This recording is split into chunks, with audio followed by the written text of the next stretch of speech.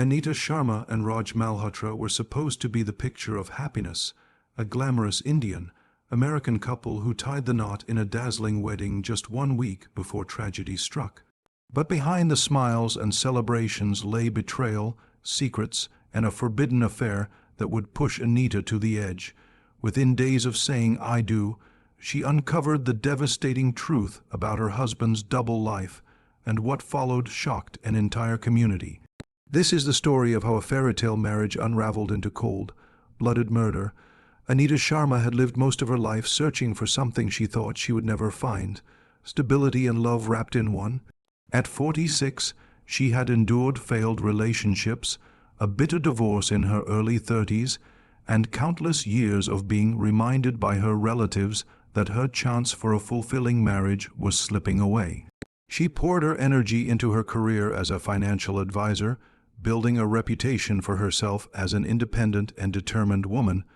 But in quiet moments, when the phone stopped ringing and the house grew too still, loneliness would creep in, reminding her of what was missing. When Raj Malhotra came into her life, it felt like a blessing she had waited too long for. He was charming, successful, and carried himself with a confidence that instantly put her at ease. Raj was 48, a businessman who had moved from India to Texas years ago, and he seemed to understand Anita in a way no one else had. Their courtship was quick, almost whirlwind-like. Family and friends encouraged her, saying it was fate that brought them together.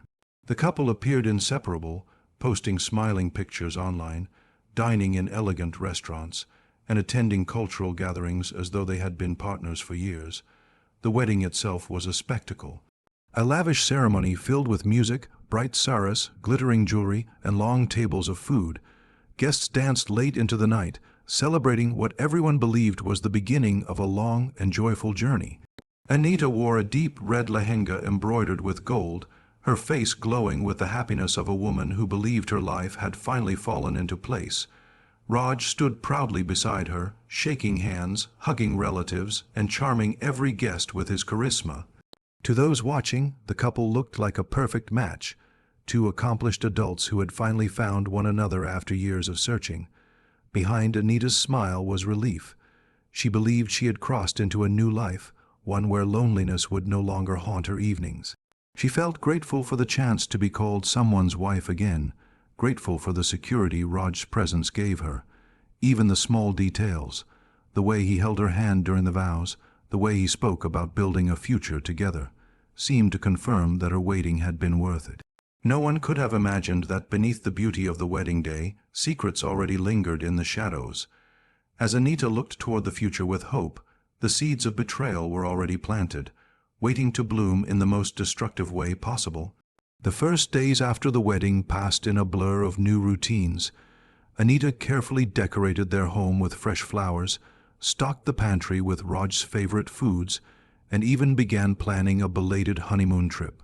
At first, Raj seemed pleased, but as the excitement of the wedding faded, his behavior shifted in ways Anita couldn't ignore. He became distant, his smile less warm, his words clipped and distracted. Where he had once been attentive, he now seemed impatient, almost irritated when she asked about his day. Soon, the late nights began. Raj would leave after dinner, dressed in crisp shirts and polished shoes, claiming urgent meetings with clients or unexpected calls from business partners. Anita wanted to believe him after all. She had married a man who ran a demanding business, but the frequency of these absences raised doubts. Some nights she waited at the kitchen table, staring at the untouched cup of tea she had made for him, only to hear the door open hours past midnight. He would walk in with the smell of cologne stronger than usual, avoiding eye contact as he muttered a quick excuse before disappearing into the bedroom. Anita tried to rationalize the changes. Perhaps he was under stress, or perhaps adjusting to marriage at their age wasn't as simple as she had imagined, but the unease grew heavier with each passing day. She noticed how he kept his phone glued to his hand, never letting it rest on the counter, never leaving it behind when he stepped away.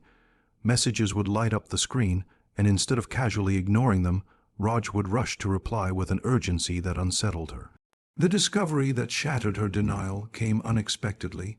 While tidying the car after one of his late returns, Anita opened the glove compartment to place some papers inside. There, tucked between the car manual and a pair of sunglasses, was a delicate earring, gold with a small pearl dangling from it. It was not hers. The sight of it sent a chill through her body. She stared at the small object, her heart pounding, her hands trembling. The earring felt like evidence, a silent witness to a secret she didn't want to face. In that moment, the carefully built image of her marriage began to crack. Doubts that she had pushed aside now returned in full force, whispering possibilities too painful to consider. She didn't confront Raj right away, but the seed of suspicion had taken root. What she once believed to be the perfect beginning was slowly unraveling, leaving Anita caught between hope and a growing fear that her new life was already a lie. Anita could not let go of the earring she had found. It burned in her thoughts day and night, an object too intimate to dismiss as a harmless accident. She began noticing other details that seemed to point toward a hidden truth. Raj's shirts sometimes carried a faint perfume that wasn't hers, a scent too floral and sweet to be mistaken for anything else. He was distracted at the dinner table, often scrolling through his phone with a half-smile, his eyes reflecting a private world she was no longer part of. Each clue, small on its own, built into a picture she could no longer ignore. Determined to uncover the truth, Anita began watching his movements more closely. She checked his business calendar, called his office to confirm late-night meetings, and even drove by his workplace on evenings when he claimed to be busy. What she discovered was devastating. On more than one occasion, Raj wasn't at the office at all. Instead, his car was parked outside a modern apartment complex on the edge of town. For hours, the lights of a single unit on the third floor glowed warmly while Anita sat hidden in her own vehicle, consumed by dread. Through quiet digging, she learned the name of the woman who lived there, Monica Rivera, a 32-year-old realtor with striking looks and a thriving career. Monica was younger, energetic, and often photographed at social events. Her online profiles displayed a woman who thrived on attention and admiration. Anita pieced together what had been happening. Raj's absences were not about business. They were about Monica. The betrayal cut deep. It wasn't only that Raj was unfaithful. It was the realization that their marriage might have been built on deception from the very start. Friends had warned Anita not to rush into the wedding, but she had silenced those doubts, choosing to trust the man who promised her security and devotion. Now, that trust had been shattered. What stung even more was the discovery that Raj had never intended to end his relationship with Monica. He had promised her a future, one where Anita was merely a stepping stone. According to messages Anita found later, he had boasted to Monica that the marriage would benefit him financially and socially, but his heart was still hers. For Anita, it was the cruelest betrayal imaginable. Her dream had been stolen, replaced by a harsh truth she could not escape. The night Anita chose to act began like any other. Raj told her he was going out for yet another business dinner, his voice casual, his demeanor rehearsed. He slipped into a freshly pressed shirt, doused himself in cologne, and left without looking her in the eye. Anita stood by the window, watching his car disappear down the street, her chest tight with the weight of final decisions.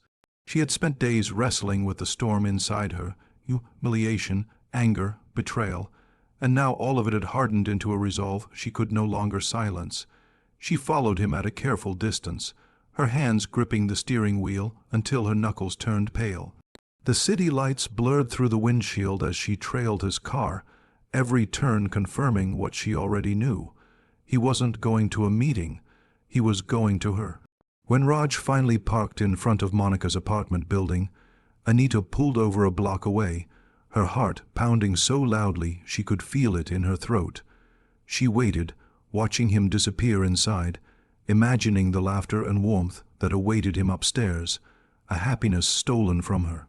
In the passenger seat beside her rested the handgun she had purchased weeks earlier for protection. At the time, it had been meant to give her peace of mind in a neighborhood where late-night crime wasn't uncommon. Now, in the dark silence of her car, it became something else entirely, a tool of vengeance, an answer to the betrayal that had unraveled her life in less than a week of marriage. Hours passed before she finally moved. Slipping the gun into her handbag, Anita walked toward the building, her steps steady, her face expressionless. She knew the layout from the nights she had watched the apartment glow from the street. A back stairwell offered her a quiet way in, and soon she was standing at Monica's door. Inside, muffled voices and faint laughter spilled out, each sound twisting like a knife inside her. When the door opened, everything unfolded in seconds. Raj and Monica never had a chance to react. The cracks of the gunshots echoed through the small apartment, sharp and final, silencing the voices that had tormented her for days. Smoke lingered in the air, mingling with the faint scent of perfume and spilled wine. Anita stood still, staring at the scene before her, her breath heavy but her mind eerily calm. What was done could not be undone. Anita did not run. After the shots rang out and silence swallowed the apartment, she remained still for a long moment, staring at the lifeless bodies of the man she had once called her savior and the woman who had stolen him away. The weight of the gun in her hand felt heavier than anything she had ever carried, but her heart was strangely steady. When she finally stepped outside, the night air was cool, almost soothing, as if the world had not yet realized what had just happened inside. She walked to her car, placed the weapon neatly in her handbag, and dialed the police. Her voice on the call was calm, deliberate, almost detached, as she confessed to the crime she had just committed. When officers arrived, they found her waiting by her car, hands folded in her lap, eyes forward. She didn't resist as they handcuffed her, nor did she speak when curious neighbors gathered outside their apartments to watch the scene unfold. The flashing red and blue lights illuminated her face, not with fear or panic, but with a strange resignation. It was as though she had made peace with her actions before ever pulling the trigger. News of the double killing spread quickly. Only a week earlier, Anita and Raj had been celebrated as newlyweds, their wedding photos still circulating on social media, painted as a story of second chances and late, found love. Now, those same pictures were plastered across headlines, reframed with words like *betrayal, jealousy, and murder*. Friends and relatives were left speechless, struggling to reconcile the image of Anita, the devoted bride, with Anita, the confessed killer. The trial that followed gripped the community. Prosecutors painted her as a cold, blooded woman who had executed her husband and his lover in a fit of possessive rage. The defense, however, argued that she was a victim of manipulation and deceit, driven to desperation by the cruelty of Raj's betrayal. Inside the courtroom, Anita sat quietly, her expression unreadable, listening as her private heartbreak was dissected in front of strangers. In the end, the jury sided with the prosecution. Anita was sentenced to life in prison without parole. Some believed justice had been served, while others whispered that she was as much a casualty as those she killed. What remained undeniable was the tragedy, a marriage that lasted only a week, destroyed by lies and ending in blood. It became a story remembered not for love, but for how quickly it turned into ruin.